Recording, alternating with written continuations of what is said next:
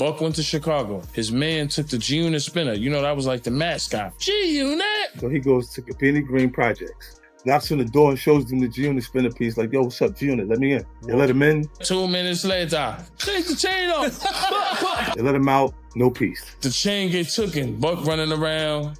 He's trying to get the chain. I'm like, yo, Buck gonna get smoked. He in Cabrini Greens. When I had the G-Unit piece originally, if you looked at it, you see me wearing it, Ebro, it was $300,000 I spent on the piece. When I took it off my neck, I didn't want to pay the insurance for it. So I had a dummy piece made. So the piece that they actually caught was the punk piece. Like that was the one with mouse knights in it. Yo, you know who got the chain back? Them El Chapo twins. When they go to them with the piece, he said, nah, it's not right, but he gave him a little something, and then he gave the piece back. Them niggas work with El Chapo, bro. On Christmas, your boy Buck popped out on his daughter with a new Titans pendant. He asked her about it, but she couldn't tell him what it's giving. What's it giving? I mean, it's giving. It's just. So what was your relationship with the game early on? It was always 100, still is to this day. Okay. I never took anything personal the game has said this wise towards me. He's an artist. He's a real artist. He's a talented artist. He's a real dude, period. Yeah. He's a real blood, real gang member. Yeah. And we always kind of maintained a certain level of respect for each other. And it's never changed. So salute the game and everything he got going on. And Buck, Lloyd Banks, Tony Ye, the same person. All of them like my younger brothers, like as far as Banks and Ye been around forever. Buck his stuff is a little more understandable to me because I know he's impulsive. Get high, it helps him make crazy decisions. Like it's just to say something wild. Like, and he may not necessarily feel like that, but he don't know how to come back after you said it. You know what I mean? Like he gonna make a move. Like he'll call me and go, yo, man said he give me the car right now if you say it's okay. I know, but like, yeah, they're gonna tell you that, but let me talk to the business manager so I can get them to go ahead and do what they're gonna do so you can get the truck. And they'll be like, he said, wait, what happened? Like once he feel like he can't actually have the truck right now, right? He get back on the phone, yo, like why can't I said, all right, get the man back on the phone. I had to get back on the phone and tell the guy, yo, just let him have the truck. He'll bring it back 9 o'clock tomorrow morning and we'll get everything settled out. But I didn't know he was gonna put rims on it that night. He put the rims on it that night. So I mean, he couldn't actually pick what he wanted. He had to pick what 24s they had. I think his career was finished. That's what 50 Cent said, and in many ways, it felt like the truth. Not long after, Young Buck filed for bankruptcy, got hit with IRS debts, and even landed in jail over probation violations. His career collapsed in slow motion. But the real reason behind it all is way darker than fans ever knew. From the streets to stardom, Young Buck's story is a wild ride, full of hustle, betrayal, and survival. Let's start at the beginning. Growing up in Nashville, Tennessee, Young Buck, born David Brown, wasn't living an easy life. From Seafright in North Nashville to the J.C. Napier and South 7 projects, he moved constantly as a kid. By the time he was 8, he knew Nashville from top to bottom. These streets would shape him, teaching him lessons in survival, loyalty, and hustle that would influence his music later on. Young Buck was grinding early, taking any job he could find, pumping gas, washing cars, cutting lawns. Every dollar mattered. Music became his escape, the dream he could sink everything into. Freestyling with his friends, battling anyone who would step up, Buck slowly built a buzz in Nashville's underground scene. The real turning point came unexpectedly. Buck and his homies stumbled across a CD by BG Chopper City and saw a phone number for Cash Money Records on the back. Barely knowing what they were doing, they called, pitching a 5,000 show in Nashville. Miraculously, the booking went through. The performance didn't blow up, but the meeting changed everything. Birdman had Buck freestyle against Lil Wayne, and the young teen impressed him. At just 14, Buck made one of the most crucial decisions of his life. He dropped out of school to pursue music full-time. For him, there was no backup plan. Music was everything. Those early years at Cash Money weren't easy. Buck spent 3 to 4 years there without a single release, while Lil Wayne, Juvenile, and BG blew up. The experience wasn't wasted, though.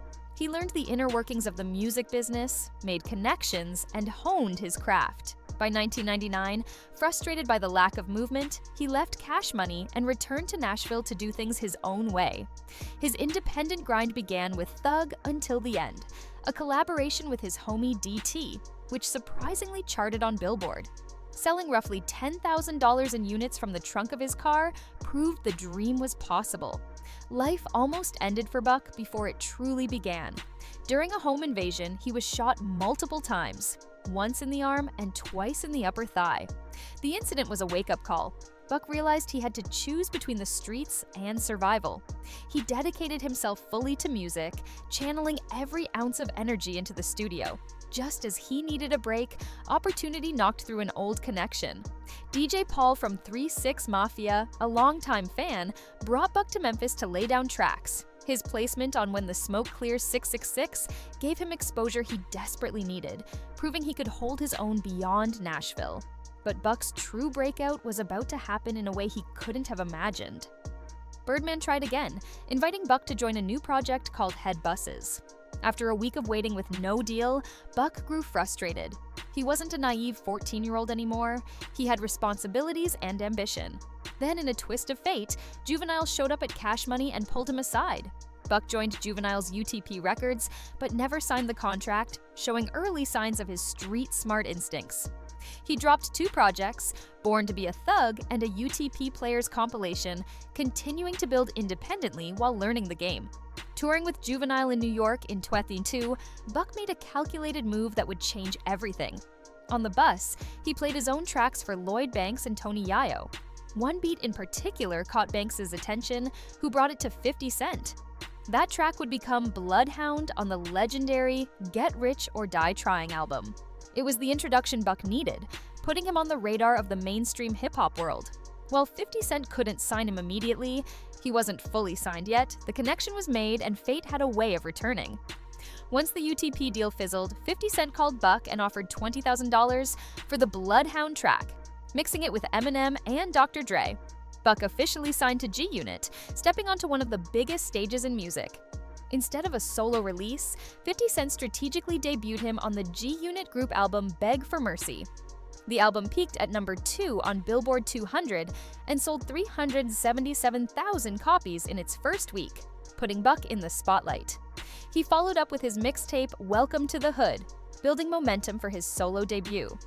On July 2nd, 2004, Buck released Let Me In, featuring 50 Cent, and it hit number 34 on the Billboard Hot 100.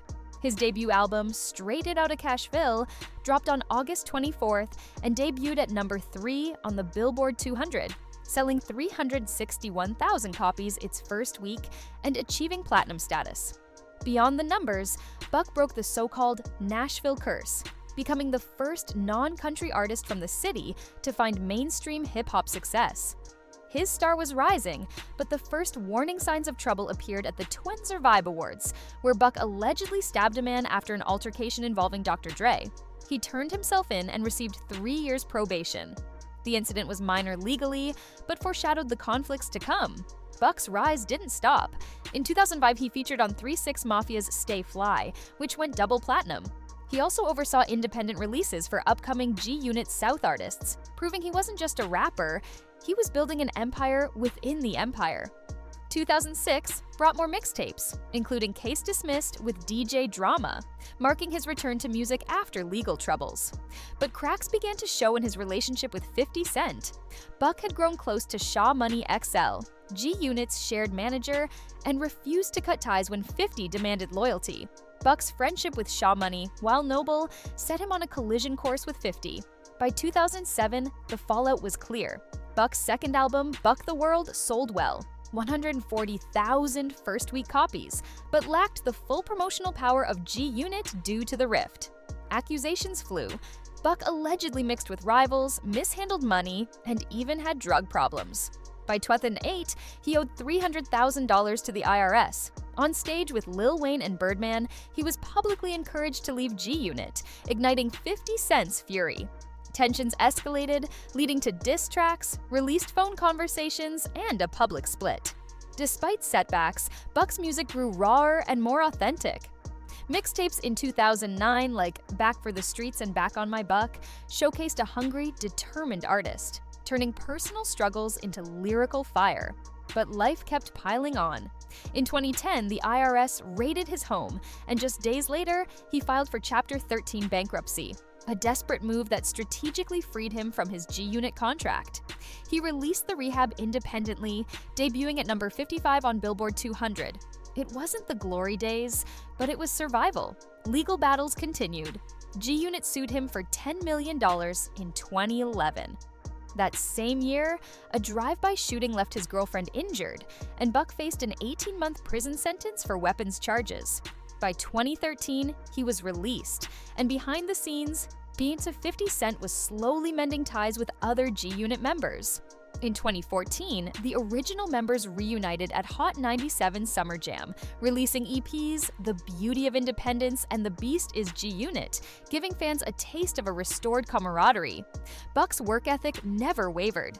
Between 2015 and 2018, he released his ambitious 10 series of mixtapes, projects like 10 Bullets, 10 Bricks, and 10 Bodies, proving his dedication to the craft despite ongoing legal troubles. Arrests, bankruptcy filings, and public disputes with 50 Cent in 2018 and beyond continued to challenge him. Yet, Buck persevered, releasing quality music like Can't Lose in 2018, showing he still had the skill and hunger to compete. By 2020, he filed for bankruptcy again to escape contractual obligations and lawsuits, eventually settling debts totaling over $200,000. Even in 25, with arrests and ongoing court dates, Buck remained resilient. He celebrated milestones on social media, focusing on legacy rather than drama, demonstrating growth, maturity, and perspective. His story isn't just about rise and fall, it's about survival, strategy, and learning from every setback. Young Buck's journey is a masterclass in hustle, loyalty, and endurance. From a hustling kid in Nashville to a mainstream G-Unit star facing betrayal, legal battles, and financial collapse, Buck continually found ways to rise again. His music, determination, and strategic thinking, sometimes misunderstood or criticized, kept him alive in an industry where many careers burn out before reaching this level. The lesson from Buck's story is clear. Talent is only part of the equation. Timing, loyalty, strategy, and resilience are just as vital.